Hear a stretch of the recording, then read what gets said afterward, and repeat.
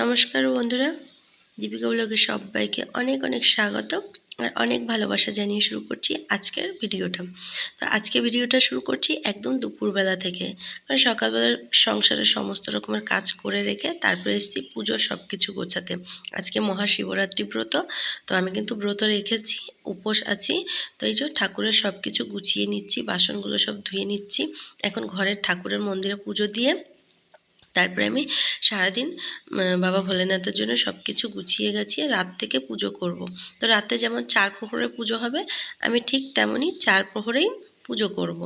তো দেখো এই যে এখন ফুলগুলো সব ধুয়ে গুছিয়ে গাছিয়ে নিচ্ছি।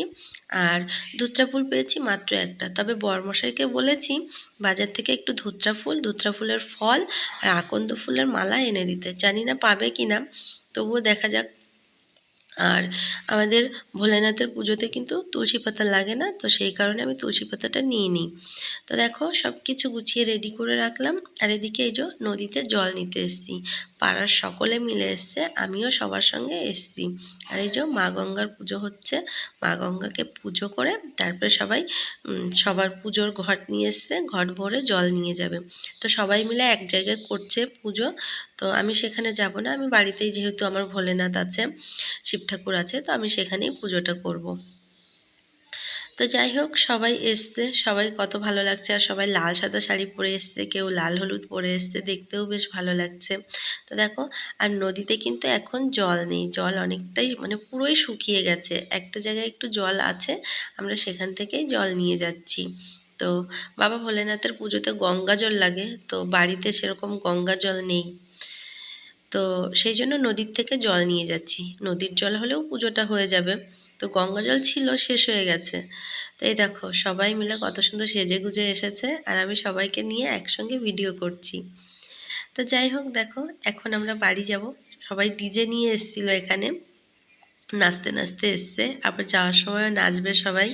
তো আমার বাড়িটা একদম কাছেই, নদীর কাছেই, তো আমি আর সবার সঙ্গে যাব না, আমি এখন বাড়ি চলে যাব।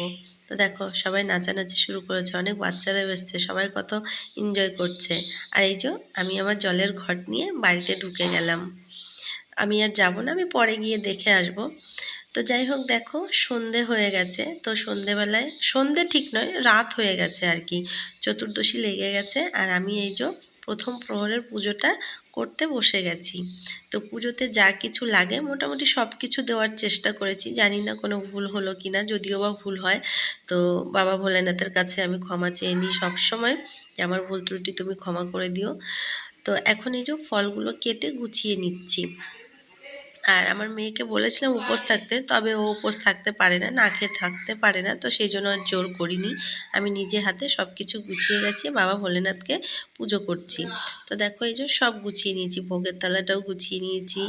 তো এখন সব কিছু ভগবানকে দিয়ে তারপর পুজোটা শুরু করব। তো সবসময় বলি, ঠাকুর আমার যদি কোনো ভুল ত্রুটি হয় ক্ষমা করে দিও। তো বাবা ভোলেনাথের কিন্তু বেল অনেক প্রিয়, বেল আর বেলপাতা মানে লাগবেই। তো আমাদের বেল গাছ আছে, বেল গাছে একটা মাত্রই বেল হয়েছিল, আর আমি সেই বেলটাই কিন্তু ভগবানকে নিবেদন করলাম। তো দেখো আমার সব কিছু মোটামুটি গুছানো হয়ে গেছে, আর এখন এই যে পুজো শুরু করে দিয়েছি। আর এটা কিন্তু আমার প্রথম প্রহরের পুজো। তো যাই হোক, আমি জানি না তোমাদের সঙ্গে দ্বিতীয় প্রহর আর তৃতীয় প্রহরটা শেয়ার করতে পারবো কি না, যদিও বা না পারি, তবে আমি সকালে চতুর্থ প্রহরের পুজোটা তোমাদের সঙ্গে শেয়ার করব। তো এই যে ভগবানকে এখন আরতি করছি, আমি যেভাবে পুজো করি সেভাবেই করছি। তো দেখো, অনেকে অনেক রকম ভাবতে পারে, অনেক রকম বলতে পারে, তো যাই হোক তোমরা খারাপ মনে করো না, আমি যেভাবে পারি যেভাবে জানি সেভাবেই করছি আর কি। তো দেখো এই যে বাবা ভোলেনাথকে এখন জল ঢালছি আর স্বামী সন্তানের মঙ্গল কামনা করছি।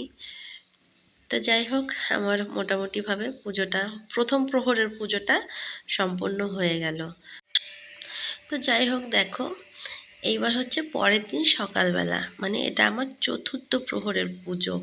তো আমি বলেছিলাম দ্বিতীয় প্রহর আর তৃতীয় প্রহরটা তোমাদের সঙ্গে শেয়ার করতে পারবো না, কারণ অনেক রাতে একা একা পুজো করেছি, আমার একটু ভয় ভয় লাগছিল, সবাই ঘুমিয়ে পড়েছিল।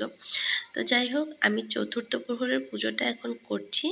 আর দেখো আরতি করে নিচ্ছি। সকালবেলা আমি ঘরের ঠাকুরদেরকেও পুজো করলাম, স্নান টান করে যেমন ঘরে পুজো করি, পুজো করে তারপরে ওই যে বাবা ভোলেনাথের মাথায় সকালবেলা চতুর্থ প্রহরের জলটা ঢালছি।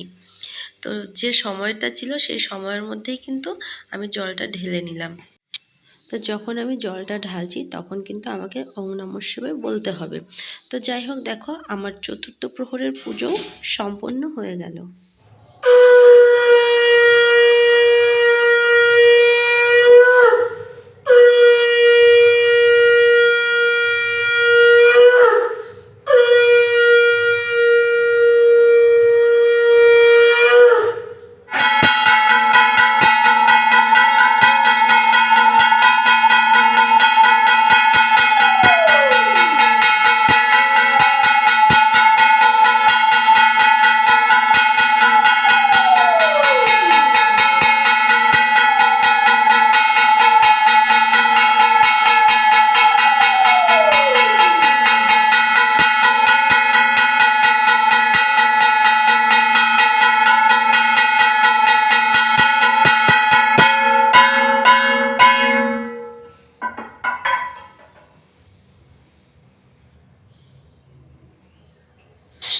ভিডিওটা ভালো লাগলে অবশ্যই লাইক কমেন্ট করে দিয়ে সবাই পাশে থেকো। সবাই ভালো থেকো, সুস্থ থেকো।